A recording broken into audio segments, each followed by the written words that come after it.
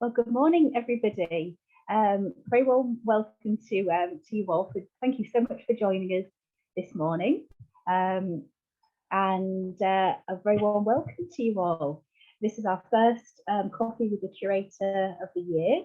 And our talk is about St Martin's on the Hill in Scarborough. Hopefully some of you may have visited. And just while we're waiting for people to join us this morning, it would be really interesting if you're able to type into the chat function just to let us know where you're joining us from. Sometimes we have people from all over the country and sometimes even from abroad as well, either members of the society or people interested in Morris and his circle. So if anybody wants to let us know where they're viewing us from, that would be lovely. We've got people from somebody from Cambridge, somebody from Sweden. Very warm welcome to you, new group. Oh, Finland and Italy. Oh, hello, Jane. Lovely to see you again. Great. Oh, somebody joining us from 5 a.m. in the morning where they are. Well, thank you so much for getting up so early to be with us. Got people from Amsterdam. Oh, it's amazing to see the variety where people are from. That's great. And just while as people are typing where they're from, we've just to let people know, those of you that haven't joined us before, my name is Helen Elletson. I'm the research curator at the William Morris Society, and during lockdown we actually decided to raise the awareness of the beautiful items in the Society's collection by organising these short informal Coffee with the Curator talks. And it's a wonderful opportunity for me to actually spend a bit of time looking in detail at items in the Society's collection, which is at the William Morris Society headquarters in Hammersmith. Hopefully some of you might have visited. And we've covered all sorts of things, from textiles to stained glass to the original drawings in the collection. And it's a joy for me really to be able to have sort of free rein and sort of choose an interesting story behind one of our objects. And today I thought it'd be interesting to look at what the mural decoration that we have. We're fortunate enough to have a beautiful design for the East Wall mural at St Martin's on the Hill in Scarborough. So that's the subject of today's talk. But to make it into a more interesting story, I'm going to talk about St Martin's as a whole. So hopefully people find that of interest, and hopefully most people have joined us now. So I think we'll make a start. If anybody has any issues with the technology, please do type into the chat function, and we'll do our best to help. My colleague Mallory is the expert on IT, and she's there in the background very kindly checking on people's comments. So right, so we'll make a start now. Okay, so I'll just bring up our first slide, and there will be time for questions at the end. So please do type in questions as and when you think of them, and then we'll cover those at the end of the talk. On to our first slide. Okay. So St Martin's on the Hill in Scarborough is a wonderful example of a high Victorian church full of medieval inspired art. St Martin's was a product of the rapid urban expansion of the mid-1800s and was made possible by the generosity of local resident Mary Craven. The architect appointed was George Frederick Bodley, and St Martin's is one of his earliest commissions. Bodley immediately engaged the services of the recently formed Morris, Marshall, Faulkner Company. Bodley worked simultaneously with the firm on his other early churches, which hopefully some of you may have visited, which are All Saints in Felsey, Gloucestershire, and St Mary's and St Michael and All Saints in Brighton. And of these three, what they often call sister churches, because there's three early Bodley ones, all with Morris and Company interiors, it's been argued that St Martin's is the most complete survivor, a remarkable treasury of Pre-Raphaelite art. Bodley had met William Morris when he was a member of the Hogarth Club, where he also met Dante, Gabriel, Rossetti and Edward Burne-Jones and others. And that was founded in 1858 by Madox Brown and other former members of the Pre-Raphaelite Brotherhood. And it was really a short-lived exhibition society of artists. So here we go to give you a little idea of the interior of the glorious St. Martin's. The spectacular interior took 10 years to complete, and it's a real showpiece of Pre-Raphaelite design, involving Morris, Burne-Jones, Madox Brown, Rossetti, Philip Webb, amongst others. From the pulpit and organ screen to the walls and the roof, the entire interior is a Pre-Raphaelite masterpiece, and it's entirely understandable why it took those 10 years to complete it. So we'll start by discovering the spectacular stained glass with designs by several members of the firm, and it creates a really wonderfully unified tour de force of Pre-Raphaelite windows. When we've looked at the stained glass, then we'll move on to the interior decoration, and then moving on to our particular design and society collection. So all the photographs I've taken myself in the church, so please forgive me that they're not professional photographs. So unless they've got a credit otherwise, they're my own photographs. So this is the Three Marys window. And on the left, we've got Mary Magdalene by Morris. And she's shown holding on her, in her left hand, a jar of ointment, which she anointed Jesus, and a wreath of white flowers in her right hand. Sorry, I've got those the wrong way around, but you can see what I mean, to symbolize her regained purity. And the laurel leaves on the upper part of her dress, so if you can see those little orange, sort of yellow-orange laurel leaves, they're associated with triumph and the victory over a previous sinful life. And the lower portion of the dress, hopefully you might be able to make out below the sort of darker yellow portion, right at the bottom there, her dress has got sunflowers on it, which are symbolic of triumph and the representative also of the resurrection.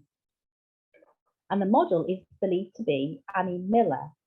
She was an artist model who sat for several of the Pre-Raphaelites, particularly William Holman Hunt.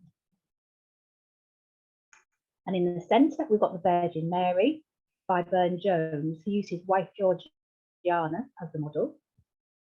And she carries a closed book to symbolise her purity and a white lily for her innocence. The pomegranates on her dress are a symbol of the resurrection, as we've heard, and eternal life. And that's a symbol we'll see repeated often throughout the decoration of St. Martin's. And there are also, on the orange lining of her gown, she has sunbursts. I'm sorry it's difficult to see, the windows are quite high up, so this was the best I could do. The vibrant red background behind the central figure of the Virgin Mary is symbolic of the sacrifice that her son made, and the sunbursts, that central sunburst there above her head, suggests his resurrection. And then on the right, we've got Mary of Bethany, and she's also by Morris, shown holding a white book and a red rose without thorns to indicate her purity. And this Mary is modelled on Lizzie Siddle, a milliner who was to become married to Rossetti. Interestingly, the Mary of Bethany window there on the right was originally intended for another of Bodley's early churches, St. Michael and All Angels in Brighton. But sadly, a few months prior to its consecration, Lizzie was found unconscious by Rossetti and she later died. The exact cause was declared as accidental death, but rumours of suicide were widespread, and the Victorian stigma of suicide resulted in St. Michael's rejecting the window, and it was installed in St. Martin's 10 years later when the scandal surrounding Lizzie's tragic death had diminished. So quite a sad story behind that window there. Okay, on to the next window. There we go, next window. This is the Martyr's window, and it's by Burne-Jones, and it depicts St. Stephen on the left with his key to the kingdom of heaven and also holding his book of letters. The central martyr is St. Stephen, with the rocks around his feet that were the cause of his death, and he holds his head in agony. St. Paul on the right carries the sword he was beheaded with, and he holds his book of letters. The model for all three martyrs was William Michael Rossetti, the brother of Dante Gabriel Rossetti. And the tracery above is by Philip Webb, another member of the firm. Surrounding the central St. Stephen's shield there are more pomegranates, as I mentioned, a symbol of the resurrection and the hope of eternal life, which we'll come back to again when we look at our society's own design for the mural. Another window designed by Burne-Jones is the Moses, Melchizedek and Aaron window. An unusual feature of Moses on the left is the addition of horns, and this was a medieval way of depicting Moses' transformation after his encounter with God, when he received the 10 Commandments, which he's seen holding there. Melchizedek, meaning King of Righteousness, is in the centre, and the High Priest Aaron is on the right. He carries a thurible in his hand, a censer from which incense is burned. And in his right hand, he holds his rod, Aaron's rod, which has blossomed, as told in the Bible. The Three Kings window is by Morris and George Campfield, who was the foreman of the firm's stained glass department, and we'll hear of him more later when it comes to the decoration and painting of the murals in the church. Campfield designed both Hezekiah, a righteous king, on the left, and Josiah, another righteous king of Judah, on the right-hand side. The central figure of King David is by Morris. David was a great warrior and is infamous as being known as defeating the giant Goliath. Peter Paul Marshall and Madox Brown are responsible for this, known as the military window. Joshua on the left is by Marshall. At the Battle of Gibeon, Joshua ordered the sun and moon to stop moving in the sky as he needed more time to complete his victory. Hence the depiction of the sun, hopefully you can see that, the sun on his shield, and the sun and the moon in the sky, just behind his shoulders there, the sun and the moon. The central St. Michael and the Archangel is also by Peter Paul Marshall, although sadly, as you can see, the face is now very faded, and this has happened with some of the other windows in the church. St. Michael is known as the patron and protector of the church. On his robes are willow branches. I know they're quite difficult to see, but hopefully you might be able to see on his wings are angel feathers. And peacock feathers on his angel wings there, and that's another allusion to the resurrection. These two designs for stained glass by Peter Paul Marshall are two quite rare examples of the handful of windows he created for the firm, even though he was a founding partner in Morris, Marshall, Faulkner Company. And then Gideon on the right, another military leader, is by Madox Brown. This is known as the mission window. We have Isaiah on the left, who's a Hebrew prophet, designed by Morris himself. The central figure by Burne-Jones depicts a praying Daniel, famous for his victory in the lion's den.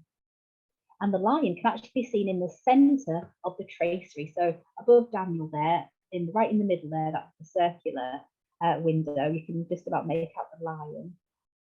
And surrounding the lion are oak leaves, symbolising strength and longevity.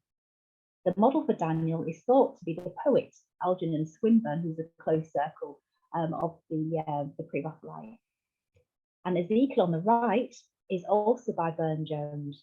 It shows Ezekiel carrying the shield, which depicts a vision he had from God. In the Lady Chapel is this window by Morris of Boaz and Ruth. Boaz on the left was an ancestor of Jesus, and Morris is believed to have modelled Boaz actually on himself. You can make out his Morris beard there. Boaz married Ruth, and they both hold sheaves of wheat, demonstrating their future fertility.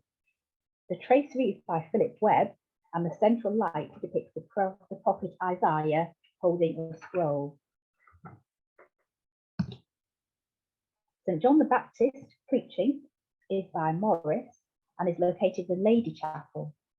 John the Baptist is modelled on Dante Gabriel Rossetti, and several of the faces on the left listening to John in the centre there are self-portraits of Morris. So hopefully you can maybe make out at least two of them looking very like Morris with the beard there. It's evident though that Morris had difficulties with this window, as Burne-Jones's account book states that he had to alter the design for at least one of the figures.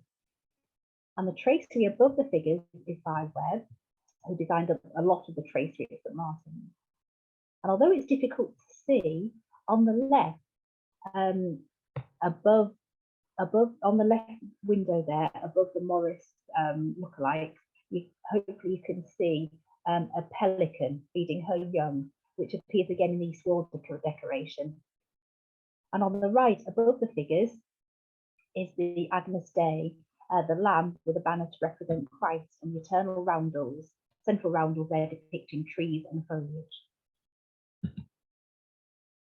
The striking east window has a central scene of the crucifixion by Madox Brown, and Dante, Gabriel, Rossetti designed a series of scenes based on the parable of the vineyard, which surrounds the crucifixion.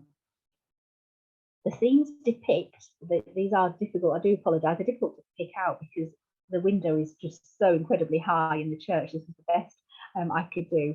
But the scenes surrounding that central crucifixion, so on the left and the right there, they depict the planting of the vines, the letting of the vineyard, the stoning of the servant, the arrival of the Lord's Son, the feast of the vintage, the slaying of the Lord's Son, and the wicked tenants driven away for punishment. And due to the difficulty, though, in seeing a great amount of detail in this very high window, I thought it'd be interesting to see one of the cartoons. So here we have one of the original charcoal designs for the Feast of the Vintage. And I just thought it'd be interesting to see this for the pure amount of detail in here. So the enormous amount of detail that Rossetti put in his original drawings really resulted in other members of the firm, usually Morris, needing to simplify them so that it could be adapted for stained glass, because there's too much going on here to be seen from the ground. But sadly, a lot of the detail remains difficult to see from ground level.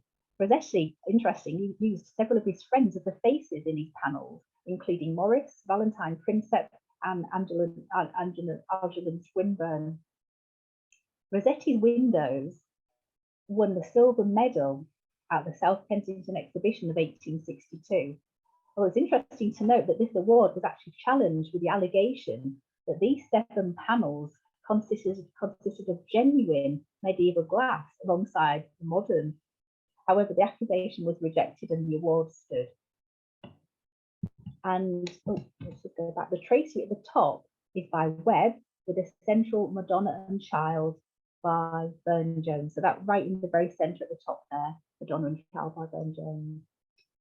We're nearly finished with the stained glass now, but just I thought you'd like to see some details. These were lower windows, which was easier to photograph. And this is a detail of one of the 3 figures from the Dorothea and Theophilus window. Dorothea was sentenced to death because of her Christianity, and she carries the celestial fruits there, branch of an apple tree branch, which can also be seen carried by the angel next to her, carrying the 3 fruits. Oh, I do apologise for the interruption there. And the beautiful blue halo of the angel contrasts with the stunning red wings, and the angel has a flame on its head to represent the Holy Spirit. Theophilus, to the right of the angel, was a young lawyer, and he taunted Dorothea on the way to her execution, but he later converted to Christianity as well and was also executed. So we'll now turn our attention to the wonderful interior decoration, beginning with the glorious pulpit, designed by Morris, Ford, Madox Brown, and Rossetti.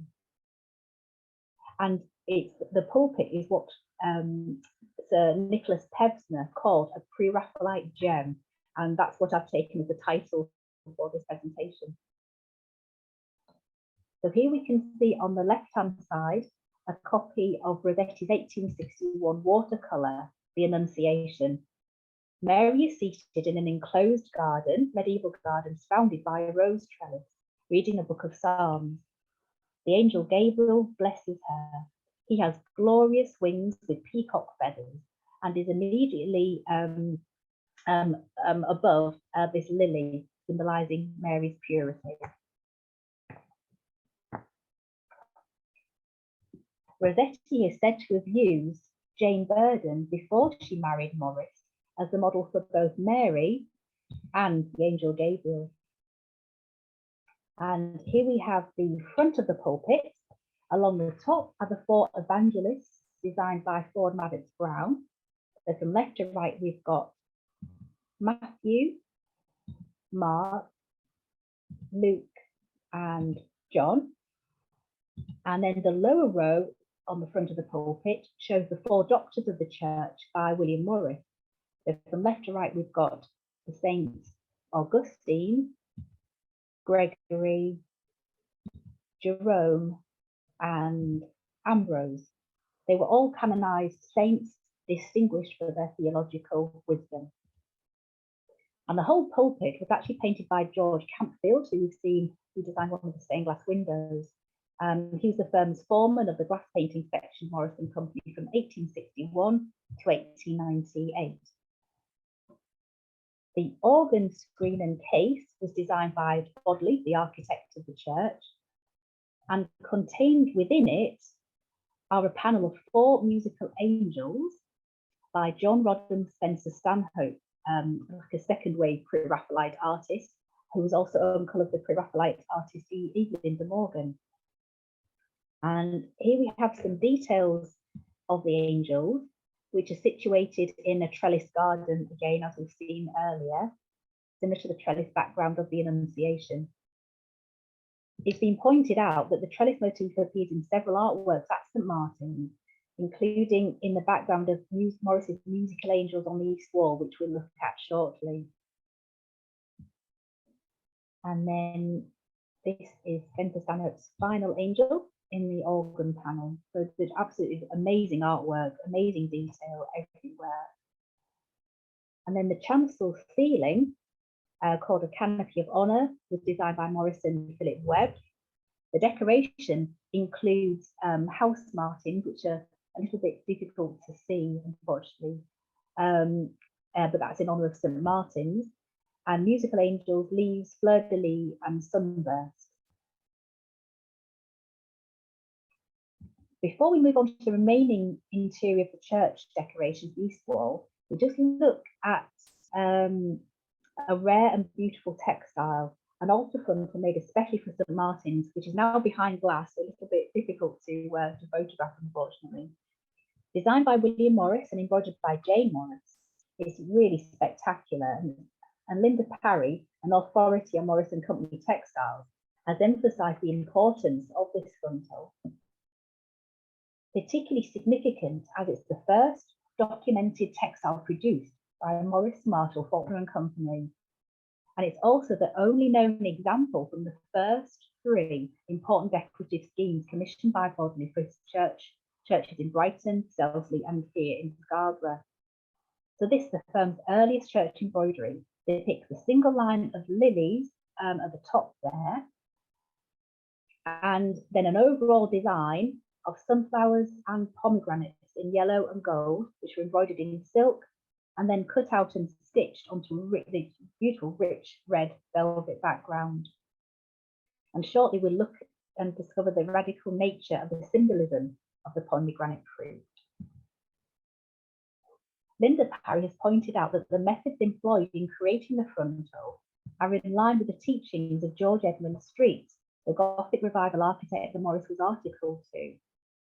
Street was an enthusiastic advocate of medieval opus Anglicanum, meaning English work, when at a time when England was celebrated for its fine ecclesiastical embroidery, with fringing of red, orange, and gold. And there are also two embroidered silk borders that have survived.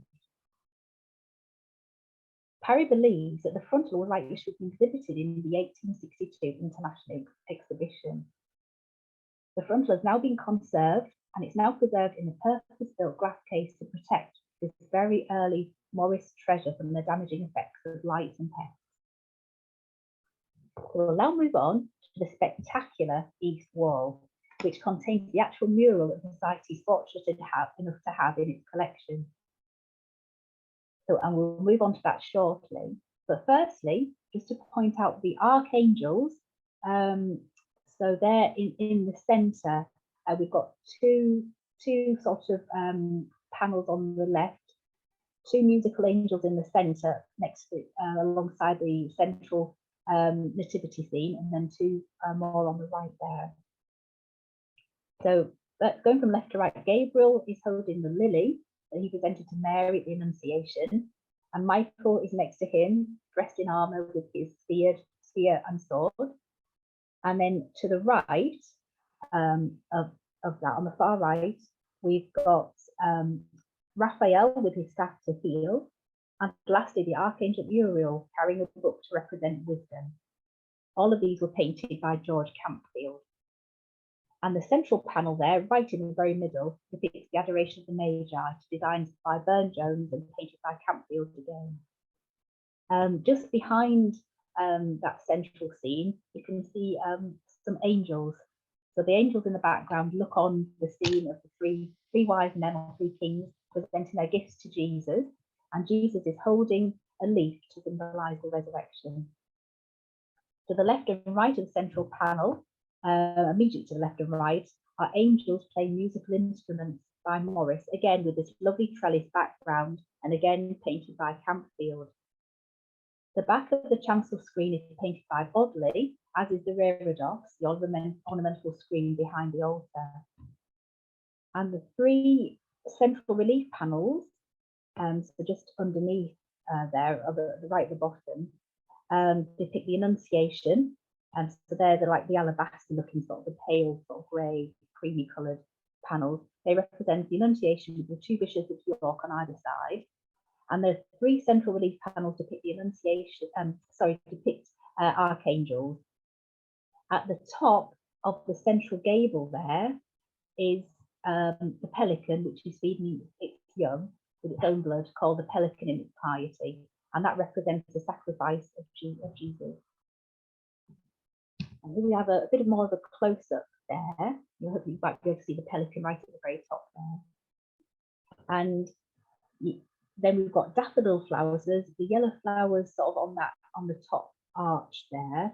Daffodil flowers line the arches, which in the language of flowers mean rebirth and new beginnings, symbolic of Christ's resurrection. Pomegranates are in the mural above and are also a symbol of the resurrection and eternal life. And it's that mural that the Society has the design for in its collection. Professor David Crouch has emphasised how radical all of this symbolism was in the 1860s, arguing that Morris was highlighting the Catholic nature of his decorative scheme at variance with mainstream Anglicanism of the day. From the time of the early church, the pomegranate was understood as signifying the passion and resurrection of Christ. So here we have, you can see our design on the right-hand side that we have in the collection for that scheme, that mural at the very top there, that repeating pattern of flowers and pomegranates. So, and I'll just move on to the next one. The reason, so it's quite a stylized pomegranate, that's what it's believed to be, signifying the resurrection of Christ. So the terminal point on the orb-shaped fruit forms a heraldic crown, a sign of Christ's royalty. And when the deep red shell bursts open, the seeds bleed forth deep red juice, a symbol of Christ's blood. This burst open fruit signifies the open tomb on Easter morning, the proof of Christ's triumph over death. The pomegranate's association with Christ's resurrection made it a common symbol in art in the Middle Ages. Both Bodley and the Morris firm were great admirers of the medieval church. And here at St Martin's, their medieval vision is evident, particularly, as Crouch points out, in the symbol of the pomegranate. So William Morris created this beautiful pencil and watercolour design for the East Wall between 1865 and 1867, with its rich pink and red flowers placed diagonally on a yellow-green background. This repeating pattern of foliage and pomegranates forms a stunning focal point for the incredible east wall decoration. And Society's design actually recently enjoyed a new lease of life just a couple of years ago, when it was just one of 2 designs chosen by the social enterprise charity Fine Cell Work, when they collaborated with the Society to create a beautiful hand-embroidered textile collection. Fine Cell Work collaborate with offenders in UK prisons by engaging them in paid, professional, purposeful and creative work. They train prisoners and ex-offenders in high-quality needlework skills to create these beautiful handmade products, which has proven a great success rate, and the reoffending rate has dropped absolutely staggeringly when they choose to participate with Fine Cell Work. So it's such a wonderful scheme that we've been able to collaborate with. The Society's hand-painted watercolour was photographed and then digitally printed onto pure linen to faithfully reproduce the exact colours of the original in the Society's collection. And the series produced by Fine Cell Work includes the glasses case seen here, a lovely purse, and this wonderful embroidered cushion, all intricately hand-stitched with great skill. And I think it's a real fitting tribute to Morris's beautiful design. So that's been a quick run through of the decoration there at St Martin's, and I'd like to thank you for joining us to explore the beautiful church in Scarborough, which has one of the most comprehensive collections of Pre-Raphaelite art to be found anywhere, and which we're really fortunate to have this wonderful connection with in this Madox Company hidden gem. So thank you very much for joining us. And if anybody has any comments or any questions to ask, please do put them in the chat box, and I'll do my best to answer them. But in the meantime, if anybody wants to ask anything, I'll just mention a couple of other points of interest. So at the Society's headquarters in Hammersmith, we still have our exhibition, The Ideal Book, Morris and the Kelmscott Press, and that is on until the 2nd of April. So if you haven't been, I'd greatly recommend seeing this beautiful exhibition that we have with original drawings for Kelmscott Press books, and some of the highlights from the collection, including the Kelmscott shawl. So it's an amazing exhibition. And then after that, just to mention our next event, our next talk is on the 21st of February, and that is Morris in Fashion, which is going to be a fascinating talk by Annette Carruthers. And we've got lots of other interesting events happening at the Society, so please do check our website for more detail as well. That'd be great to see anybody at any of our more of our Zoom lectures or at the Society in person.